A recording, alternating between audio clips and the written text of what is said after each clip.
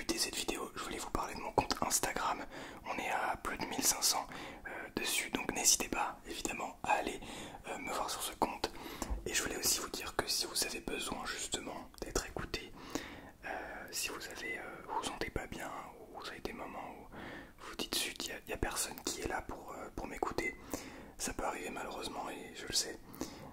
Sachez que je suis là pour vous écouter, donc n'hésitez pas à venir sur Instagram en message privé pour me parler de vos problèmes et avec grand plaisir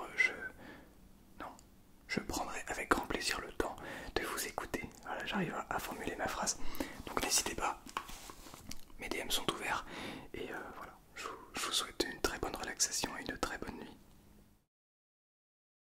Coucou toi, ça va? T'es là pour te relaxer? Ok, bon alors.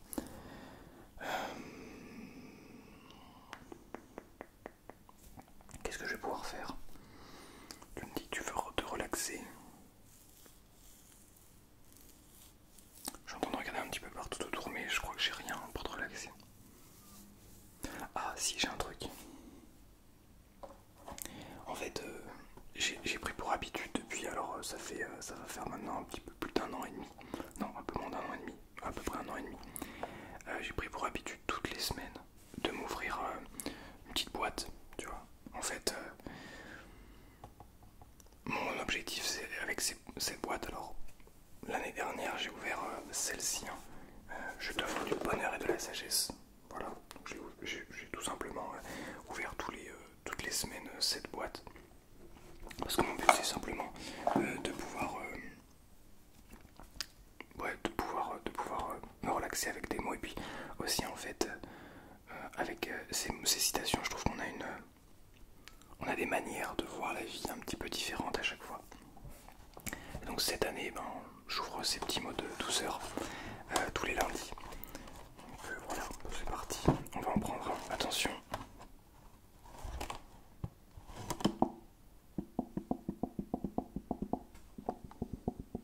T'entends ça?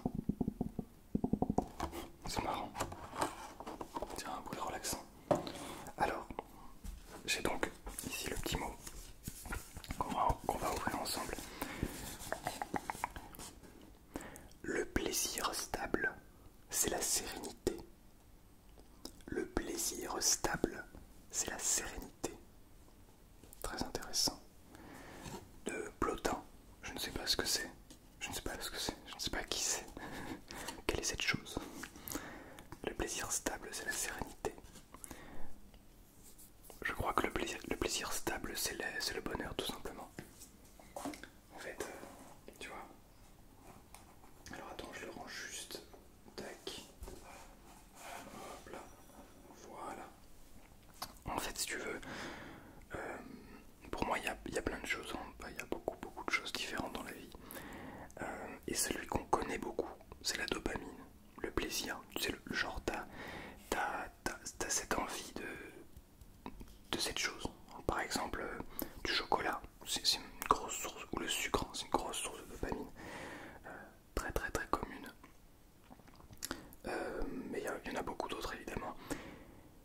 Et en fait, on a évidemment le réflexe en fait en tant qu'être humain, notre cerveau est câblé pour aller chercher cette dopamine, ce plaisir, cette sorte de, comment dire, cette petite chose où tu te dis ah, je sais que ça fait pas du bien à mon corps, mais ça fait du bien quand même. J'aime bien, tu vois, c'est satisfaisant. Mais du coup, on a tendance à tomber là-dedans. Et on se dit, bon, au pire, une fois, deux fois, trois fois, c'est pas très grave. C'est pas très grave si je passe, je sais pas moi, si. Je vais même pas parler, tu vois. Si tu décides de faire une partie de jeu vidéo, tu vois, tu te dis, oh, je peux très bien faire je peux peut-être très bien prendre une après-midi entière à jouer aux jeux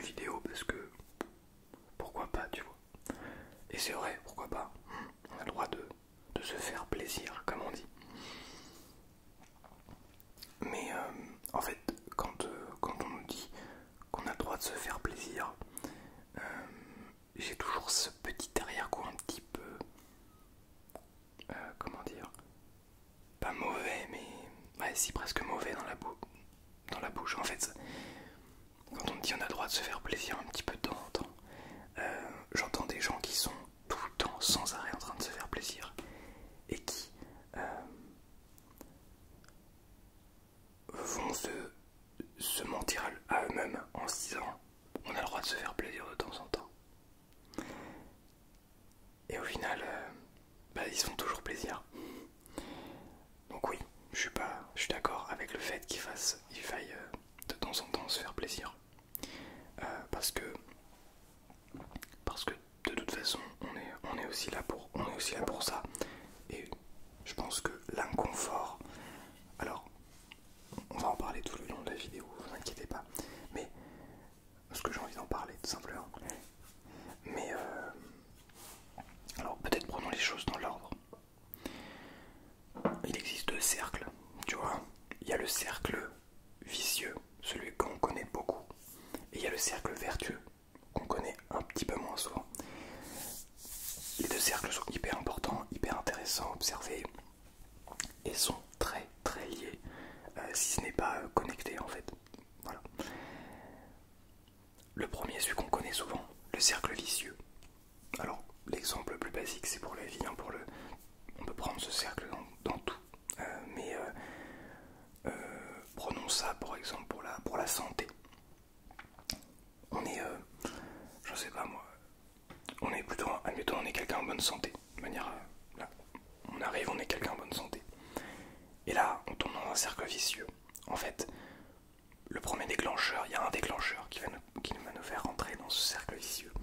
Ça peut être, je sais pas moi, souvent c'est un choc émotionnel.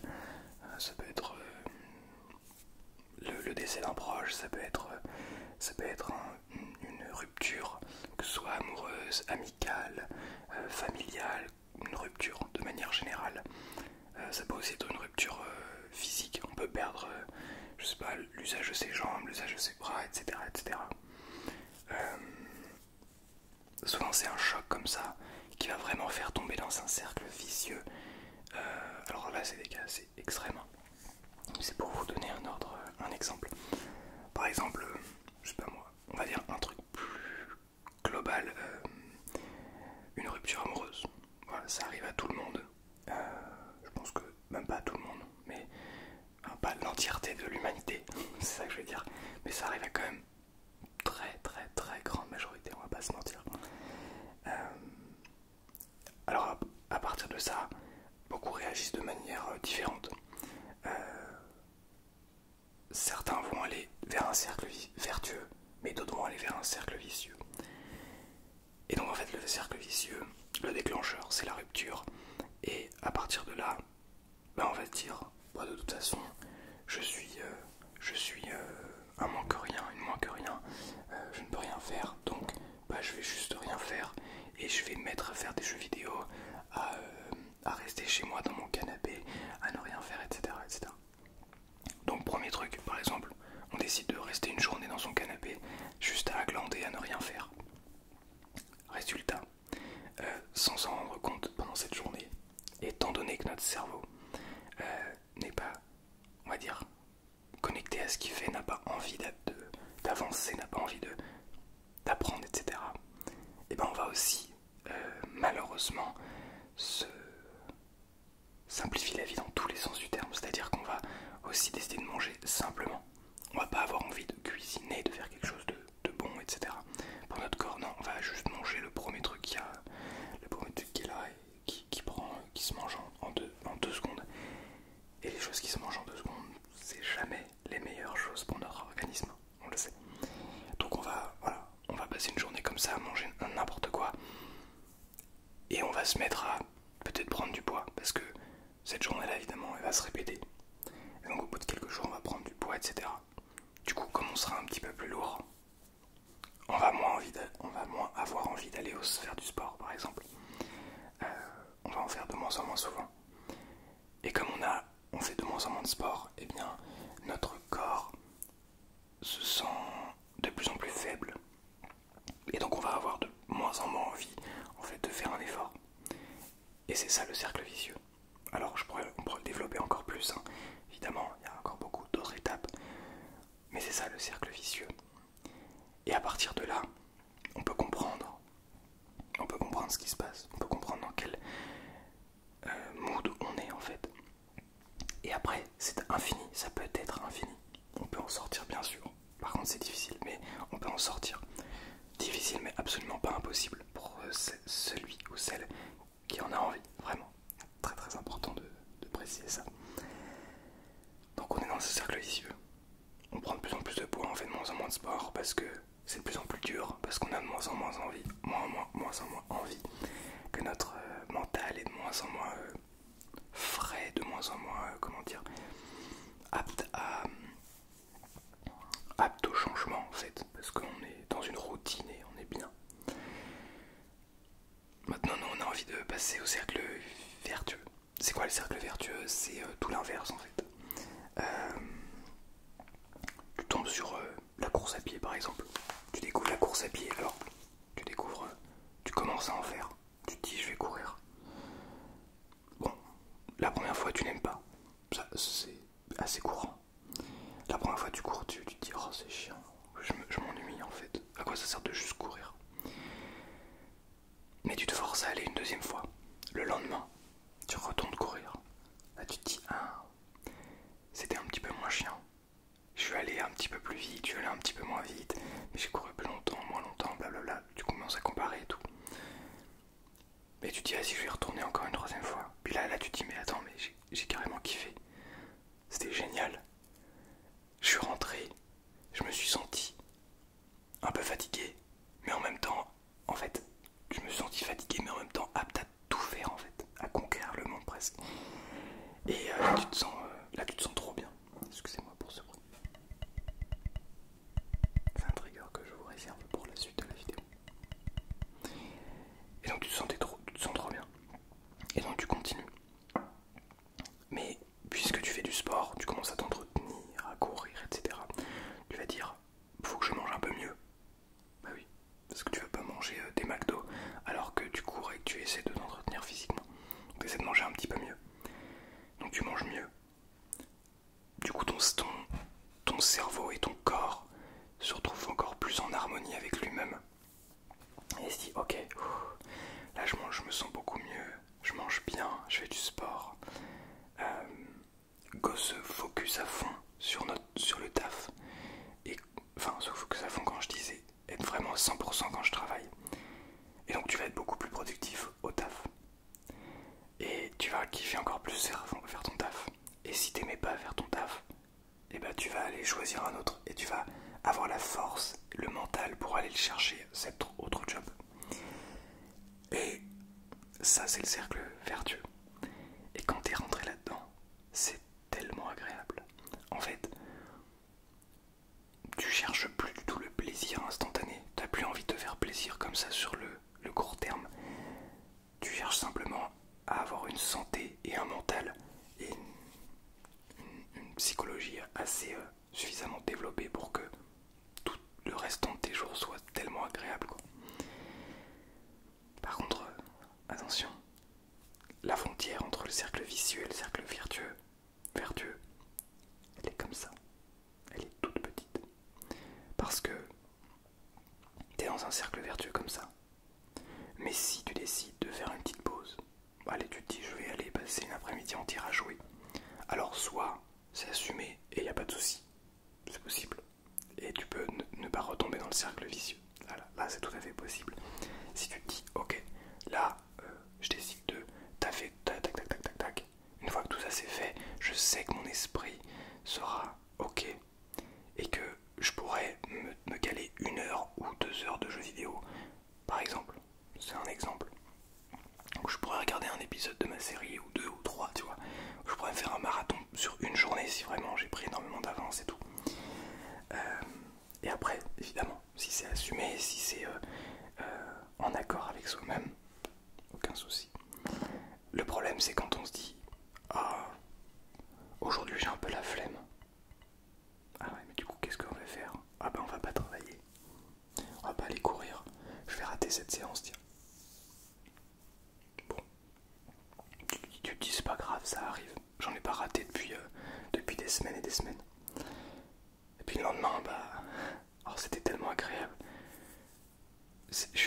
j'ai un arrière-goût un peu bizarre, mais c'était quand même agréable de ne rien faire, de scroller sur TikTok ou scroller où vous voulez. Et du coup, bah, je vais pas retourner courir parce que c'était tellement agréable. Alors que courir, bah, c'est cool, hein. Mais vas-y, sur le court terme, c'est quand même pas très agréable, quoi. C'est plus cool parce que tu sais que ça maintient ton corps, et tout, etc. Et là, boum, c'est reparti. Tu te dis, oh, c'est pas grave, je peux remanger un petit paquet de chips. Un petit paquet de chips au barbecue. Puis après, oh, le taf, ça me saoule. Je vais taffer à moitié, je vais faire le truc vite fait. Et on n'en parle plus. Cercle vicieux, exactement. Alors maintenant, comment naviguer? Est-ce qu'on peut toujours toute sa vie être dans le cercle vertueux? C'est une bonne question, ça. Parce que, après tout, savoir que ça existe, c'est déjà un très bon point. Et il faut le savoir si on veut aller un petit peu plus loin. Mais une fois qu'on sait ça, bah, est-ce qu'on va être suffisamment capable tous les jours de se rappeler, ok, là faut que je fasse ça parce que sinon je vais tomber dans un cercle vicieux. Ça commence à être long, ça commence à être difficile. Je dis non, je vais pas infliger ça à mon cerveau. Infliger ça à mon cerveau. Et puis, ben, tu n'y penses plus. Et quelques semaines plus tard, quelques jours plus tard ou quelques semaines plus tard, tu te rends compte que tu es retombé dans ce cercle vicieux. Alors qu'est-ce qu'il faut faire?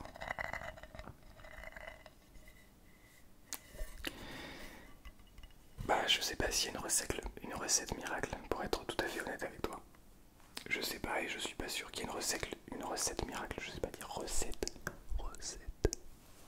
Recette miracle.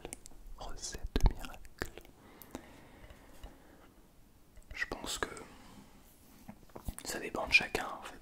Ça dépend de nos traumatismes, ça dépend de ce qu'on a vécu, ça dépend de de qui on est en fait. Mais je pense que si dans ce cercle vertueux, on apprend à se connaître, on apprend à se dire, ok, je suis comme ça, je pense ça, quand je suis triste, je ressens ça, quand je suis en colère, je ressens ça, quand tac tac tac tac tac tac, et on met des points sur les i, on se parle à soi-même, on se dit d'accord, ok, donc en fait je suis comme si, je pensais pourtant être comme ça, mais ok, quand je fais ça, ça fait ça, ça, et quand je fais pas ça, ça fait au contraire, pas ça, mais ça.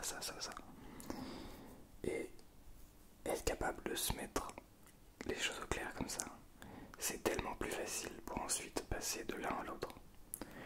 Passer du cercle vicieux au cercle vertueux, c'est beaucoup plus rapide et beaucoup plus facile. Une fois qu'on est en accord avec qui on est, avec ce qu'on sait de nous. Parce que qui on est, c'est compliqué. Hein. Je suis pas sûr qu'en une vie, on soit capable de répondre à cette question. Même en plusieurs vies d'ailleurs. Mais ouais, je pense que c'est ça, ce qui compte. Capable de se comprendre soi-même, le mieux possible en tout cas, pour savoir, hop là, non, spaghetti chips, allez je peux en prendre quelques-unes, mais dès que je sens que c'est trop, j'arrête. Mais essayez d'être plus fort que la dopamine. Parce que je vous en ai pas parlé. Et peut-être que vous êtes déjà en train de dormir. Mais après il y a plein d'hormones qui rentrent en compte. Quand on court, on sécrète de la sérotonine. Si je ne dis pas de bêtises, c'est l'hormone du bonheur. Et c'est une hormone qui n'est pas nécessairement sur le court terme confortable, mais qui sur le long terme rend tout le champ des possibles. Là, je vais parler en anglais. Genre qui est capable de nous rendre profondément heureux. Et je crois que c'est ce qui compte le plus.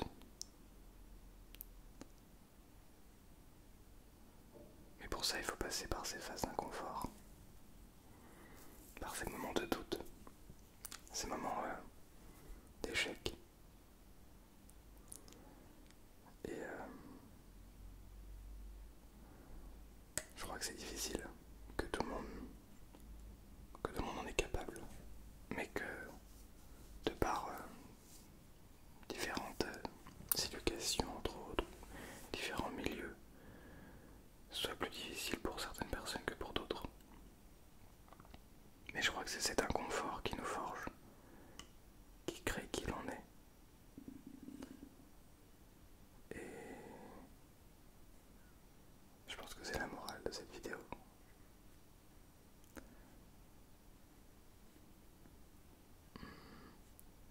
Le confort, c'est l'inconfort. Le confort, c'est l'inconfort. C'est beau ça. Si on en comprend le sens profond du terme. Le confort long terme, c'est l'inconfort court terme. C'est ça. C'est-à-dire, je vais aller courir plutôt que de regarder un épisode. C'est difficile, je sais. Mais ça fait tellement plus du bien. À un point. Tu peux pas savoir. Enfin, si tu sais peut-être